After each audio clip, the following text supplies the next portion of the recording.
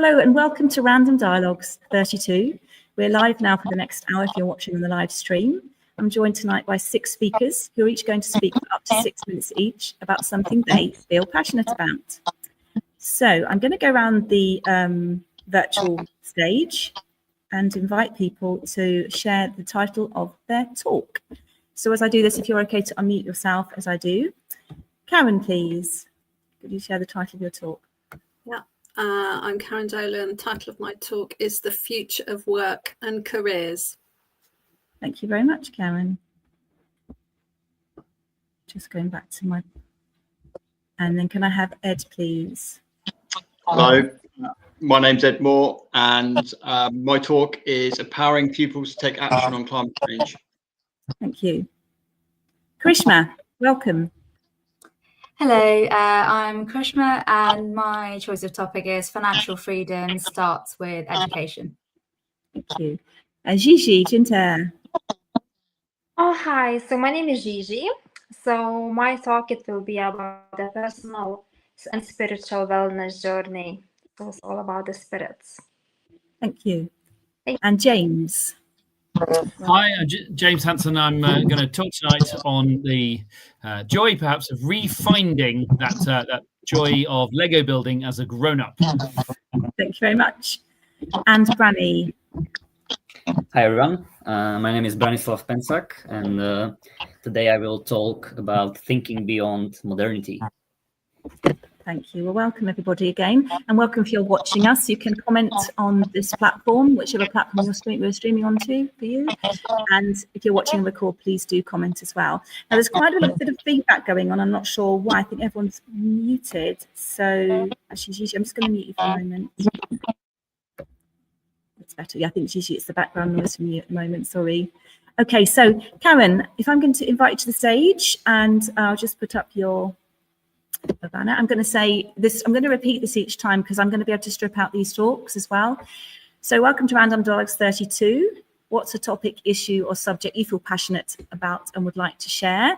Karen, welcome to the stage for Karen for the Future of Work and Careers. Thank you. So I network a lot. I'm a serial networker. And one of the things that I find I'm talking more and more about is the future of work.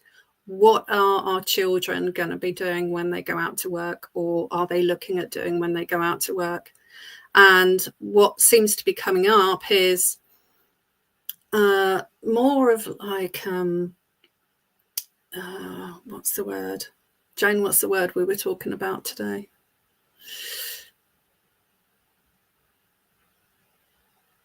Sorry, I've muted myself, so I can't remember the word.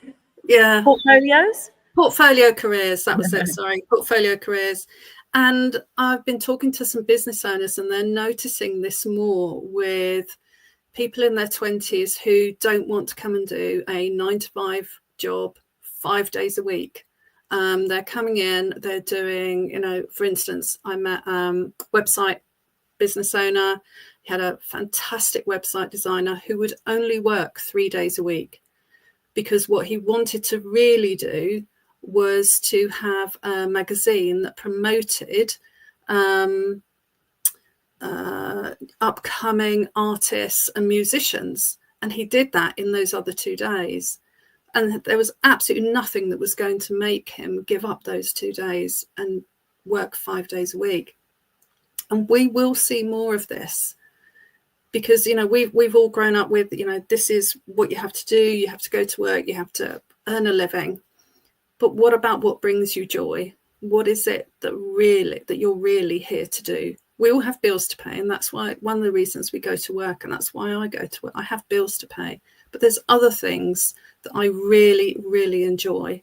And one of those things is fundraising, and I fundraise for local hospice in Farnham, the Phyllis Tucker Hospice. But if I didn't work to pay the bills, I wouldn't be able to do that. And it's really interesting to see that coming up more and more people talking about it. And I'm really wondering what the graduates are thinking when they leave university now. What roles did they think they were going to get 5 years ago when they started their A-levels, or 6 years ago? what were they really looking at? So I volunteer with some of the local schools and do interview practice and talk about careers because it's so important. But one of the things is you don't have to make that decision now. You know, and a lot of people push young people into what you're going to be when you grow up. And it's like, it's not that cut and dried. It really isn't. And you might change your career 3, 4, 5, 10 times. And it's okay. That's fine. It's about what you want to do and about what brings you joy. And that's really what I wanted to talk about today was it's not, you don't have to go in and do one job and that's it, you're set for the rest of your life. It doesn't work like that anymore. And most people will stay in jobs maybe 2 or 3 years, and that's okay. You know, the time of working for one company for your whole life has probably gone. Although there are some big corporations where you do stay and you work there for a long time, but that's because of the opportunities that there are. There are wider opportunities and more options for growth and doing different things. So you're not going to stay and just do one job. But that's what I find fascinating about people. It's about, you know, what brings them joy. And Jane, I know you and I talked about this a few times when we've met, and we talked again this morning about having something that you know you love doing and then you can earn money at, that will actually then give you the freedom to do something that really brings you joy. And that's what I think is really important. And we need to help people around us, not just the young people, but people at every different stage of their career. What is it that you really, really enjoy doing? What is it that brings you joy? What is it that will, you know, really make you want to get up in the morning and go and do this? Because it's so important how we spend our lives and who we spend them with. You know, do you want to start your own business? Have people around you that believe in you, because that is, I can't tell you how much it's hard work running your own business, really hard work. I mean, I love it. I wouldn't change it, but I really didn't know how hard it was going to be. But I've made sure I have people around me who believe in me and who trust me and who think I can do this too. So let's help the people around us when they're at any point in their career and they're really considering about, actually, is this what I want to do? It's okay to think like that. It's okay to, you know, wonder if you're on the right path or not. Because at the end of the day, it's your path. It's nobody else's. It's your timeline, nobody else's. And I think that's me done.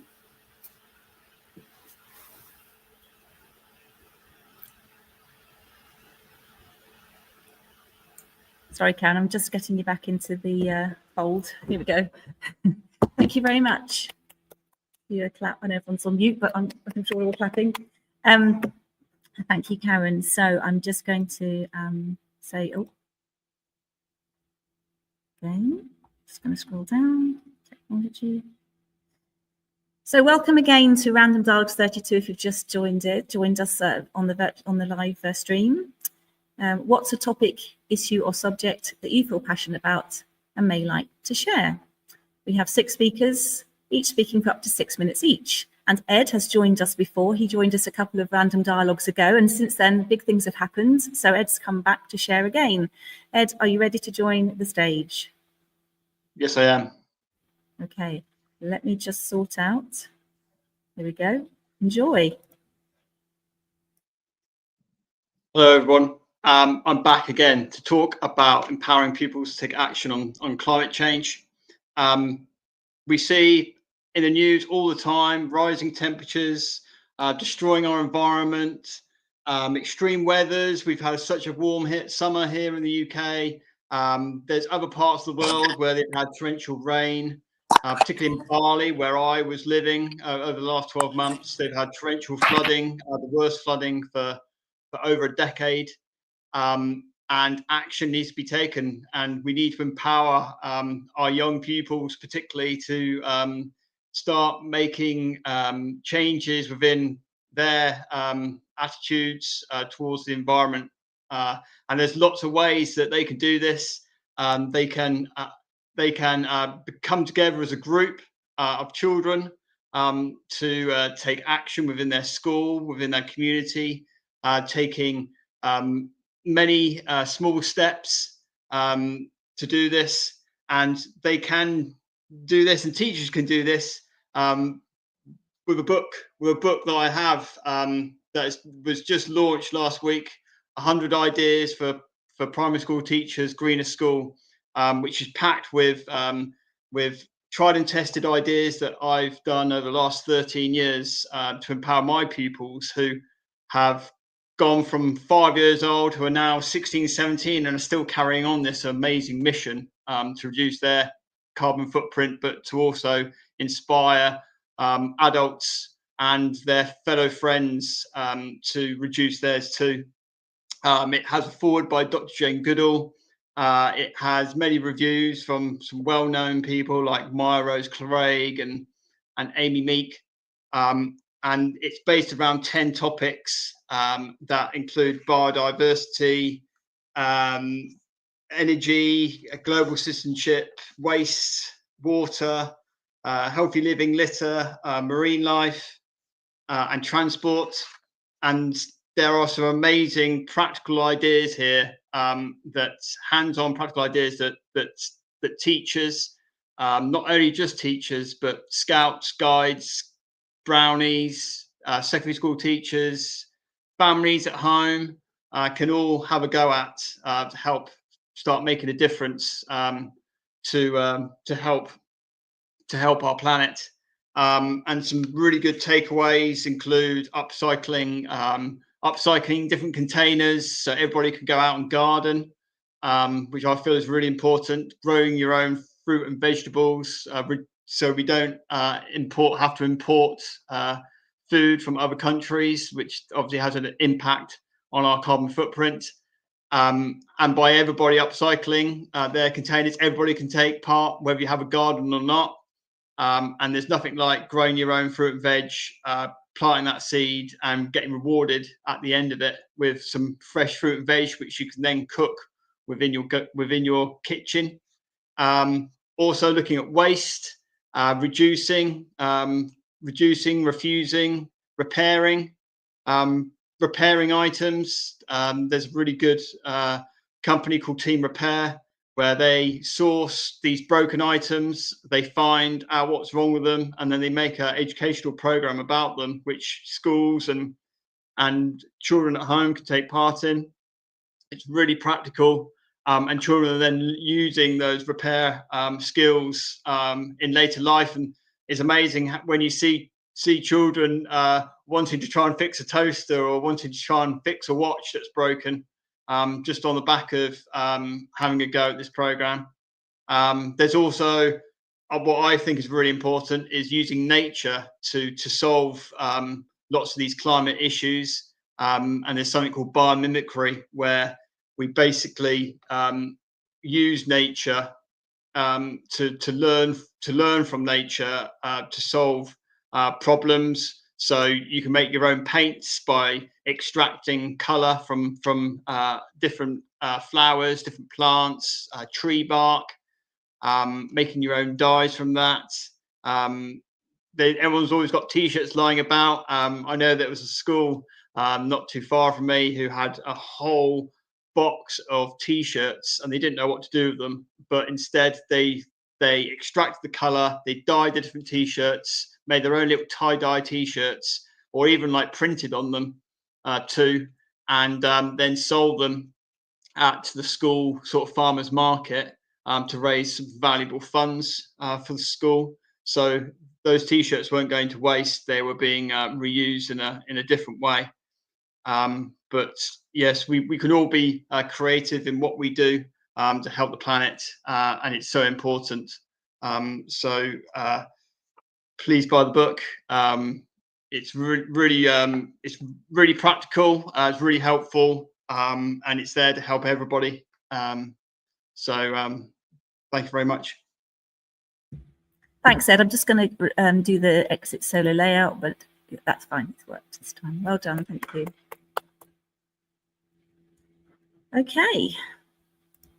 So just in case you're joining us, there's a few people watching live. Welcome to Random Dialogues 32.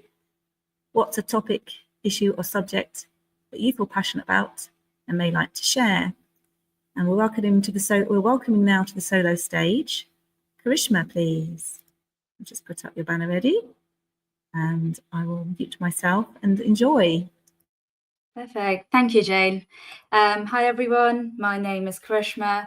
I'm a city-based financial advisor, and I help people navigate with their finances.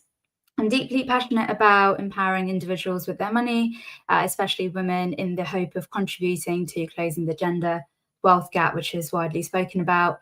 And in line with that passion, my topic today is financial freedom starts with education. Hopefully what I'll share today is useful to everyone, not just women, because the truth is that we all deal with money in some way in our day-to-day. But let me begin with a little story. When I was 11, my family and I moved to this country, and like many families who make that move, it comes with its own sort of challenges. There's a bit of financial imbalance. We were adjusting, learning and starting fresh. But one thing I've always been grateful for is that in our household, in my family, money was never a taboo subject. So we spoke about it openly. We didn't always have the answers, but we weren't afraid to have that conversation. And unfortunately, the same couldn't be said about the wider circle and people around me growing up. So fast forward a few years, when I eventually stepped into the world of finance as a career, I thought, great, here I am surrounded by professionals. Surely this will be a place where money conversations are open, comfortable, and maybe even exciting. But I was so wrong. What I found was that money, even in the financial world, was still a taboo topic. People could talk about markets, numbers, and forecasts all day long, but ask someone about their personal finances, their struggles with their debt, or even their financial goals, and suddenly there's silence, awkwardness, and discomfort. And it just made me wonder why. Why is something so universal, something we all earn, spend, save, and need, so difficult to talk about? Why does it feel so uncomfortable and sometimes even shameful to discuss money honestly? Fast forward 7 or 8 years of being in this industry, working with people from all sorts of backgrounds and positions, and after a lot of thought and reflection, I think I finally understand part of the problem. And it starts with education, or rather the lack of it. If we all think back to school, we were taught algebra, Shakespeare, the periodic table, all the fun stuff, but we were never taught how to budget. We're not shown how credit card works. We don't really know, or aren't really taught, what interest really means, and nobody sort of explains the importance of saving early, or how to invest, even if it's in small amounts, because that can truly transform your future. So we end up entering adulthood without sort of the tools we need. We end up making mistakes and compare ourselves to others, which results in us feeling left behind. And because we were never taught to talk about money openly, we just choose to avoid the subject altogether. We don't talk about money with friends, with family, and sometimes we don't even talk about it with our partners. And that silence is exactly what keeps the taboo alive. But the good news is that the taboo can be broken, and it starts with small practical steps that each of us can take today, not just to build the financial stability, but financial empowerment. So I'll share sort of quick 5 tips that hopefully everyone can take away and implement in their own finances, and hopefully it's helpful in some way. So the first one is to talk about money. Start small. Maybe it's a conversation with a friend, a sibling, or your partner, but be honest. Share your goals, your concerns, your questions. The more we normalize these conversations, the less power the taboo has over us. And these are the exact conversations I'm super grateful for having growing up within my family and my closer circle. The second one is track your spending. So it's not to judge yourself, but to see clearly where your money is going, because the first step to empowerment is awareness. You can't control what you can't see. And I am again grateful in hindsight that I started this from my very first job that I had, even if I was earning pennies. It was all the little habits that built up. The third one is build a safety net. Even setting aside a little each month into an emergency fund makes a huge difference. And it's not about the amount, it's about creating the habit. So that cushion gives you that confidence. The fourth one is to learn to invest, even if it's just a small amount. With investing, time is your greatest asset. Compound interest means that even small contributions today can grow into something significant tomorrow. So don't wait for that perfect moment to start.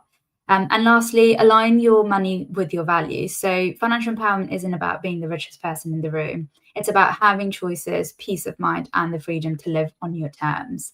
So the truth is, every small step you take today pays off tomorrow. So tracking, saving, investing, having those conversations, it may feel like they're small now, but over time, they build security, freedom, and confidence. So when I think back to the 11-year-old version of me, new to this country, watching my family navigate a new financial world, I've realised how important those early conversations were. And standing here years later, I can say that we can break this taboo. We can educate ourselves. We can empower not just our own future, but the generations to come after us. And it's important to bear in mind that financial empowerment isn't a destination. It's a journey that starts today with this conversation. Thank you. Thank you, Karishma. Wow, we've had our first 3 speakers. Thank you so much.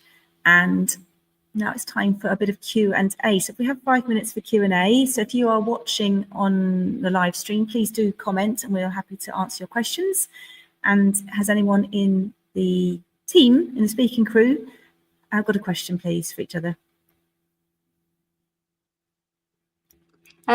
I had a question for you, Karen. I think I found it really insightful what you said, and that is where sort of careers are heading.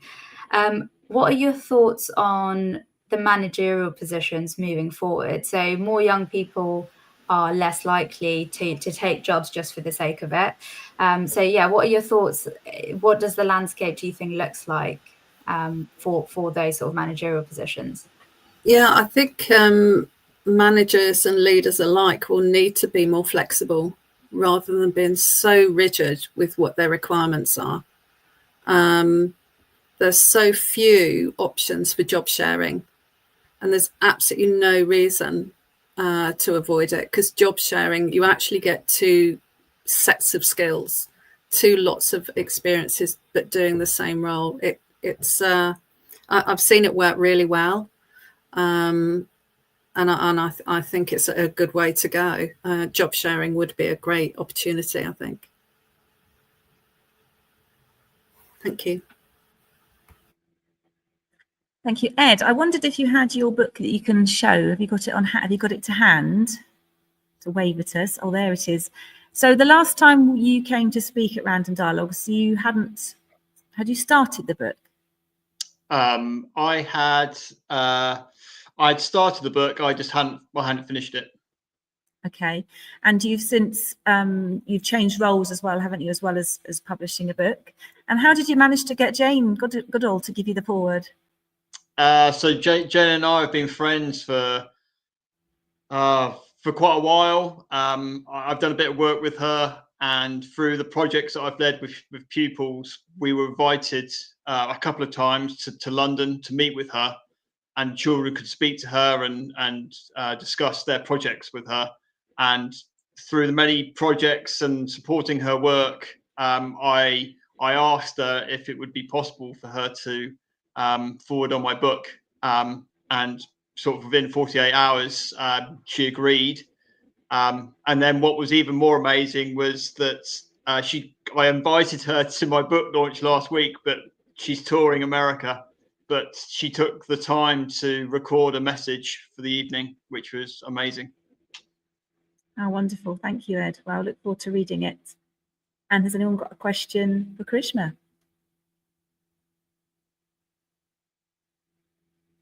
I was going to ask you, Karishma, do you share these talks in other places? Do you feel that's really beneficial to kind of maybe share your talk? Yes, no, I do, and I try to do because my passion is the education piece. I try and do as many financial education talks as I can, in whether that's, I put on my own events, but also sort of LinkedIn, sharing information and just little tips here and there, so that everyone can start incorporating little financial steps in their own journey. Fantastic. And maybe next time you come on, you will have a book. Yes. Sometimes people have come to speak at Random Dialogues and they find it's quite a catalyst for them. They helps them to get clear, especially if they've not spoken before. And they kind of, maybe you come back to speak again, or something happens, like Yvette, who's come to speak before and written for the newsletter. She's now publishing a book, which I'll speak about on a one-to-one with her hopefully soon. And other people kind of like to go and do bigger talks after doing this. And some people who've done bigger talks prefer coming to speak here because it's more relaxed. So you just don't know where this will take you sometimes coming on to speak. So thank you everyone for showing up. Right. I believe James. Oh, Gigi, you are next. Now, Gigi, I'm not sure if your sound is going to be okay because it was a bit wobbly earlier. So if we give it a go, I'm going to mute and put you into solo because it may or may not work. So let's see. Good luck. Okay. Thank you. Is it working? Hi, everybody. So my name is Gigi, and I wanted to talk about my personal experience where it leads to my spiritual healing journey. And I'm so passionate about it, and I just wanted to spread kind of a word for everyone, because if I healed myself, everyone can do it. So my journey started 6 years ago. I had to run my domestic abuse kind of, household. And I was kind of, entered depression. And it was COVID times. So my time was absolutely kind of, was alone. And my parents was living back in Lithuania, where I come from. And then I went kind of, searching for myself, but I couldn't understand what for. So 4 years ago, I kind of, had first experience with a spirit world. Some people don't understand still. They're thinking I'm crazy and talking kind of with the sky, or kind of, how to call those spirits. But this is true. So 5 different people confirmed that I have a gift. So 4 years ago, I was walking on the beach in Cornwall, and literally someone in my head said, you have to go and approach this person.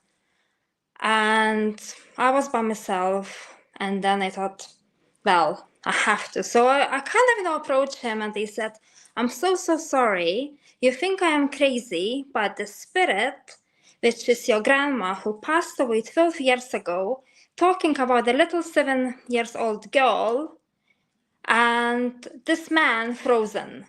So he saw this daughter at the birth, who's 7, and it was his grandma who passed away 12 years ago. And then it was absolutely true. So he didn't believe in kind of, spirit world. And that it was my first kind of woohoo moment.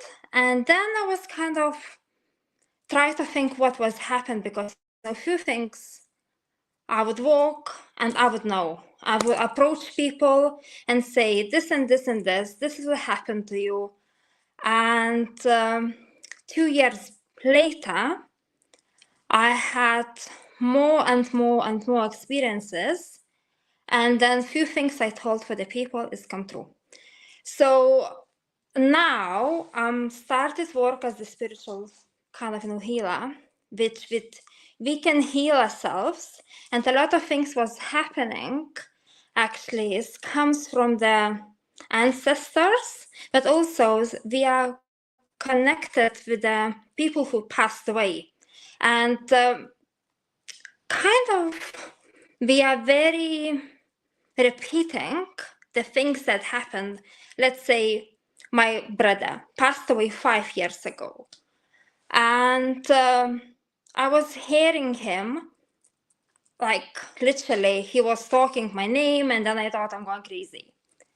But kind of, looking back, what it could happen, and I did ancestors healing for my family, and then I just found out through my own head that I was loyal to my grandma, and my brother was loyal to our granddad, who died young. He was 31, and my brother, he was 49. And the depression I had, and I had to run away from the domestic abuse, kind of, they had a line with my grandma, who's had also issues with my her second husband. So everything comes to the line now. And like 2 years ago, I said, okay, I have to help others. And now this is where the spirituality healing came to my life. And now I just wanted to help everyone, because we are humans, but we are connected to the spirit world and to the ancestors. So the things that happening, let's say for my grandma, and it happened to her and my other grandmother, and then it happening things with my mom. So it's kind of a line. So that's why I wanted now to spread the word that whatever problems we have, and like mental health, workplace health, everything is like in the connection, where some things is not even sorted like 17 generations back.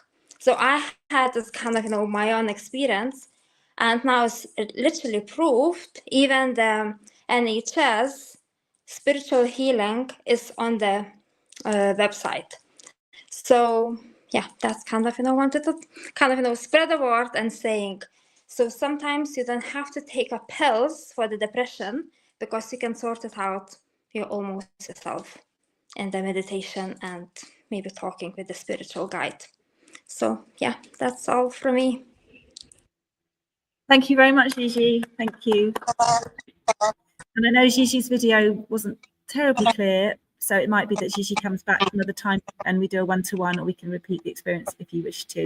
Let's see how it looks on the line. Yeah. Thank you so much. So welcome to Random Dialogues 32. What's a topic, issue or subject that you feel passionate about and may like to share? Welcome, James, to the stage. Enjoy.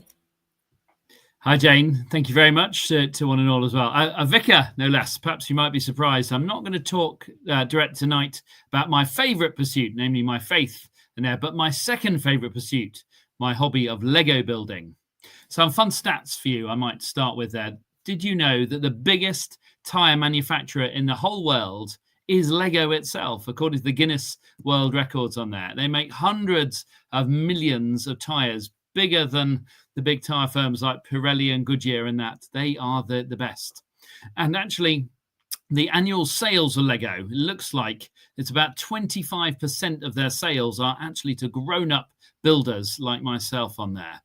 Maybe we start with the fun stats, but those grown-ups who love Lego have got multiple fan groups all around the world on social media and that, gathering together, sharing tips, tricks, and creations as well. So it's become, as a company, much more aware of its potential market in there, and it's started to offer up some really exciting new builds, far from the perhaps traditional ones that might be marketed direct to children and young people as well. They've got creator expert series, ones that are labeled as 16 plus. They've got town scenes like those behind me on my wall there. They've got Lego botanicals on there, which is a way of creating some wonderful, beautiful plant looking like structures too. So it's a growing group, and it's slowly being accepted, I think, as a much more serious hobby today. But why, I hear you ask on there. So I'm just going to start at the beginning there. Back in my childhood, as many of you might have been through as well, my parents started me on lots of Lego. They wanted to test the things in the 80s that really worked for me. And from a love of Star Wars to Technic Lego, they found something that really ticked my box in many ways. I love the complexity. I love the freedom to build what I wanted. I love following instructions.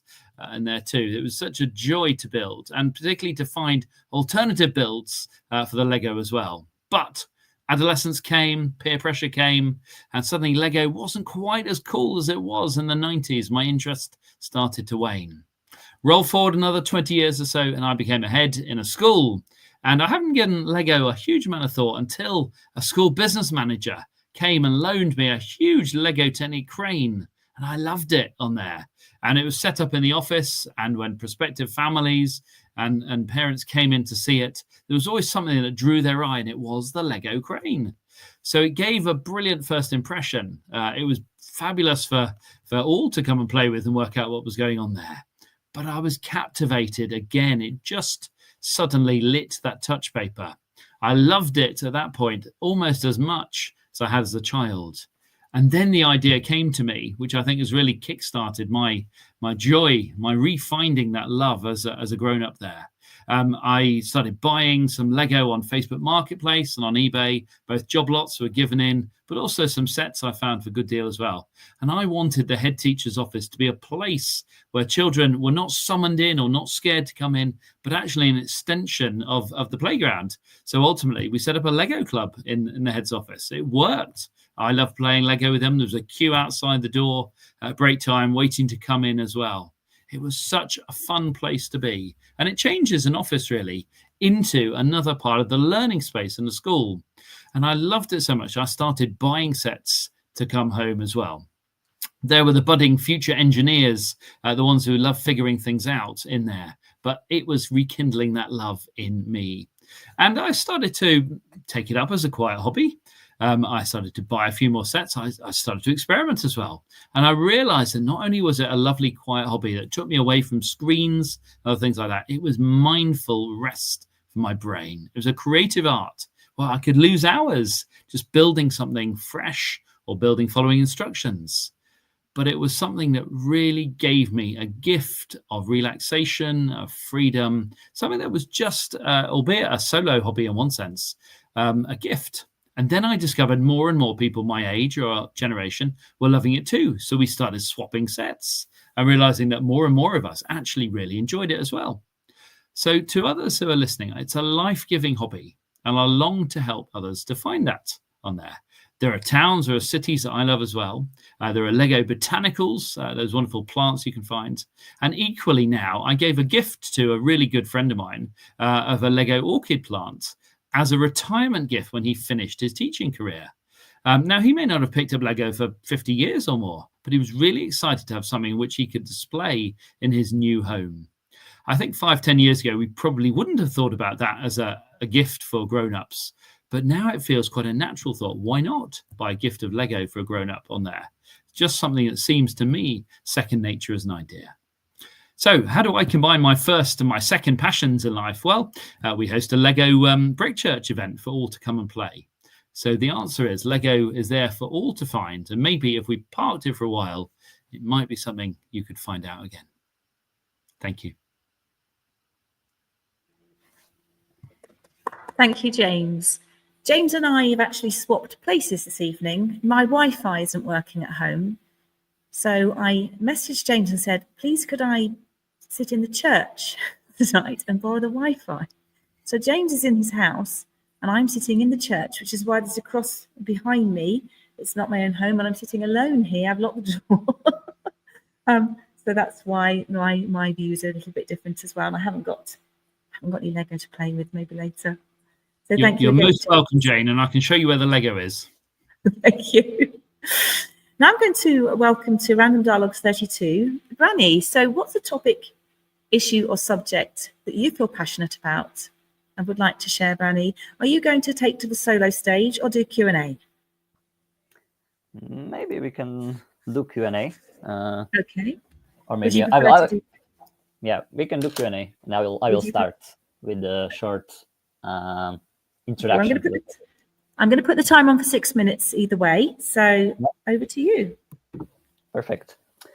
So my topic is thinking beyond modernity. How did I come with a question, right, like this? So I think the original inspiration comes from my original intention for studying economics for my undergraduate studies. And the intention back then in 2018, when I decided to study economics, was to understand what makes the world in which we live go around as it goes around. And after doing research, getting mentored by multiple people, I made my mind that economics as a discipline and as a degree is the most straightforward way for doing that, because it involves both deep technical element and mathematical understanding with basically being grounded in also the social elements of what's going on. So that was the initial motivation. And then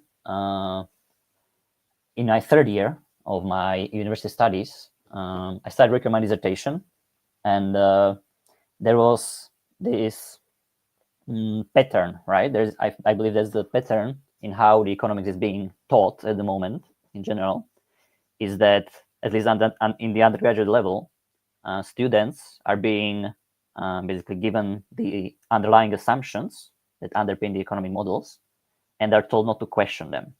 But for me, it always felt in a way unnatural, because these assumptions, once made by economists, right, who created these powerful theories on top of which currently our societal systems rest, and this concept they created underpin the incentive structures, right, under which we live, already have this very strong normative element in them, which is not recognized, I believe. And I think it's coming at the cost. And for me, I never wanted to make this trade-off of basically following someone's line of thinking without questioning these deep assumptions behind it.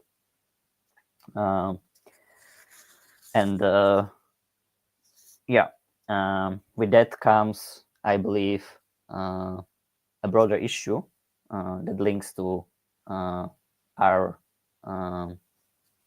current state, right, of AI as a one key trend manifesting itself in the world.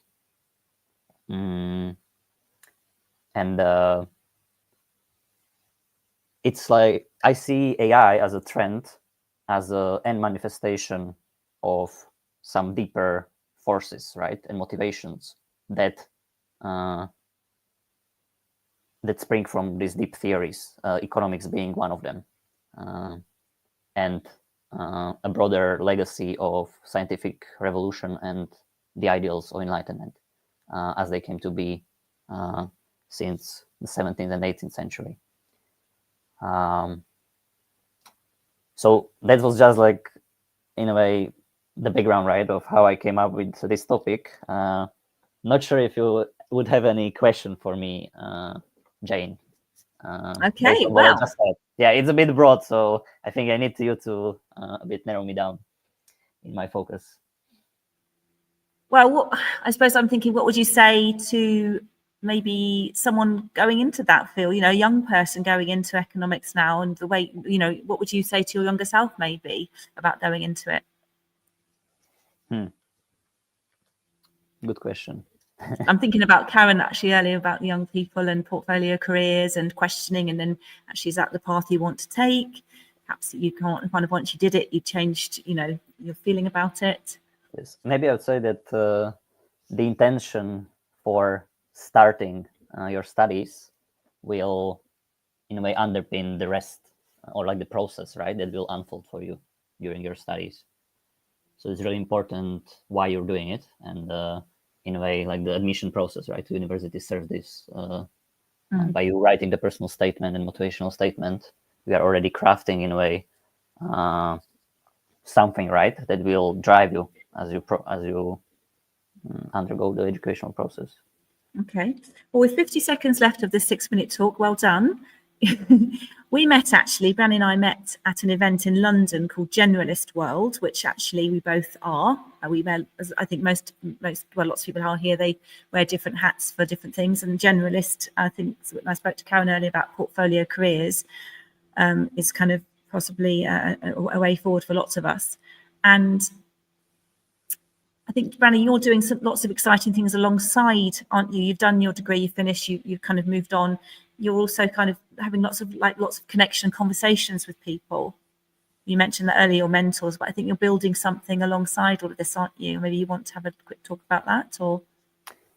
Yes, sure. So the culmination of this perspective I had developed through studies, then also experiencing directly working within private equity space and management consulting. So having this both grounding in theory and then the current praxis as it's happening out there in the world, gives me this double grounding for basically saying what the world needs, right? And as of now, my efforts are centered around creating, in a way, counterbalancing force to the force of AI that is already out there and in a way shapes us, in one way or the other. And for me, again, this connects to the legacy, right, of the scientific revolution and the Enlightenment on its emphasis on the rational thinking, right, and empirically based, fact-based analysis, and that's kind of can be then put into contrast, right, with some more human, let's say, liberal arts ideals, right, and the human aspect, the deep psychological elements of who we are and our deep experiences, poetry, right, which AI just, I believe, cannot tackle, right, because it's been based on these rationalistic fundamental principles. So as of now, I'm working on how to rein in the power of AI to anchor it in what makes us human. Thank you very much, Branny. Thank you for your talk and Q&A time. Thank you. Now, I believe everyone has spoken. We've had our 6 speakers this evening. Thank you so much. There's a newsletter that I share most weeks called randomdialogues.com. And if you scroll down the newsletter, you don't have to subscribe. It's like a working website. So if you've watched or if you're here tonight, you can find links to everything and links to the speakers. So I kind of clicked on sort of added their links to where they are and who they are. And then the next letter I send out, I'll have a bit more information. And if any of the speakers here want me to share anything else, links or anything about yourselves, please do email me. You've got my email, and then I can include it for everybody. And then, obviously come back and speak at a future date as well. Now you're part of the Random Dialogue speaking crew. So before we close, Q&A time again. So has anyone got any questions for the last 3 speakers particularly, and then we can maybe have more of a wrap up.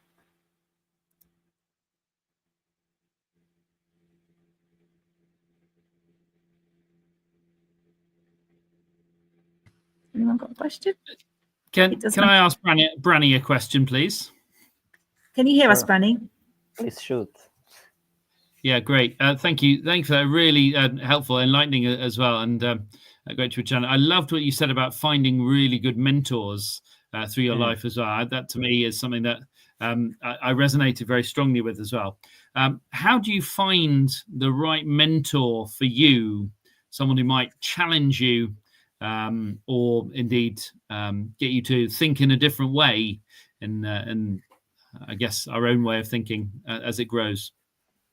Yeah, so actually I have a relevant experience towards this end because I established a mentorship scheme at my former high school. I'm originally from Eastern Slovakia, so for 2 years I ran my own mentorship scheme there for connecting the alumni of the school with people in the third year of their studies to help them bridge this gap, right? To connect them with people who already went in the direction they are thinking about. Yeah, after I gave them the questionnaire to say like, okay, what are your interests or your passions? What are you considering studying? Yeah, and I picked the right people for them to basically through them experience and be able to project, right, how this path could unfold for them. So the power of mentorship is in this, right, of being able to see and imagine, right, this possible future for you by having the direct experience of interaction with the mentor, alongside getting feedback on your thought processes, some more practical tips, advice on what are the most relevant and credible sources of information, right, from which you can draw to help you learn as much as you can. But then there is, again, the mentorship is in a way, is not purely personal relationship, yeah, but it's also not formal relationship. So it's a hybrid relationship that combines the elements of both personal relationships, yes, friendships, I don't know, family relationships, partners, right, romantic partners, and on the other side, like it has some structure, right? It's directed towards some purpose of you figuring things out, right? So it's productive in nature, and that creates this like interesting mix, yeah. And so the success of the mentorship, I believe, and how much you get out of it is determined by, to a large extent, also by the quality of the match. Yeah, and there must be this fundamental chemistry of sort.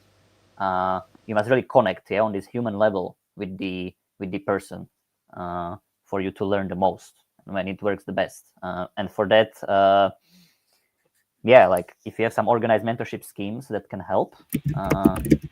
Maybe if they ask you to write some personal letters, again, personal statements, right, that reveal your motivations, and mentors can then pick the ones with which they resonate.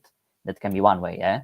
But the best mentors probably, it just happens organically. Yeah.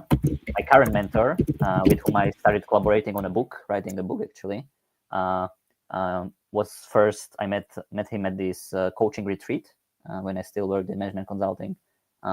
And then after I quit that job, actually during the job, I paid him a few times, right? I had paid coaching sessions with him. And afterwards, he became my mentor organically, right? Because we resonated together. So you need, yeah, in a way, through work, you can meet good mentors, right? In work environment, in school environment, with teachers. I believe if you show the passion for their subject or like their message, you need to find this common ground. Eh? I think that's the key. Find a common ground and be able to relate. And then you create this bridge between more experienced and less experienced perspectives, and both learn from each other. Yeah. So it's, I think if done well, it's very enriching for both parties, not just for the mentee, but also for the mentor. Yeah. So I think the key is, oh, sorry, Karen. Sorry, I think you're absolutely right, Branny. I mean, and it's, I wish there'd been mentors around when I was in my early career. I could have really done with some guidance and more around managing the relationships with people that you work with sometimes. You know, it can be really key. I mean, I mentor early career HR professionals, and it is so important that you actually like the other person, you know, because it's a very personal relationship. You know, and some mentors and mentees, they just don't get on, and that's okay. You know, you need to find the one that's right for you, the one that's going to enlighten you and actually will also listen, because you'll have your own ideas. You know, I think that's really good, really good. I was quite shocked that you don't get to question anything in your economics. You have to take the theories as read. Wow. Wow. I'd find that really hard. Yeah, but why? Yeah. As an aside, my son went to an alumni event at his school and actually did talk to the people that were there, because I think he said, you know, not everybody did, and he's managed to find himself a 3-week placement, and he's there now in Poland, working for an organisation, using the teaching skills that he also gained from doing a 6-week placement in a school, learning teaching skills. So it's really these are things that not everyone thinks about. Like Branny, you know, you were very sort of forward thinking. I think it was not something I ever thought about as a youngster, having mentors and you know, being mentored, and I don't think it was a word I'd ever heard of. So So thank you for sharing. Hopefully you'll also go on to write more about this, Branny, and maybe you'll come back with a book sometime as well about it all and inspire the young generation. So thank you all. We've got a couple of minutes left. If anyone has a last question for anybody. No. And again, if you have been watching, thank you so much for tuning in and supporting the speaking crew. And if you do have any questions, please do pop them in the chat and we'll get back to you. So this has been Random Dialogues 32. And I'm just going to get my final banner up. It's organised. Please join me again for Random Dialogues 33 on November the 19th, 2025, which will be live streamed from 8 p.m. to 9 p.m. If you have a topic, issue or subject you would like to speak about, please get in contact. There is a waiting list and we'd love to hear you. So thank you again, everybody. And I'll end the live stream now and we'll go back into the studio. Should we give a wave?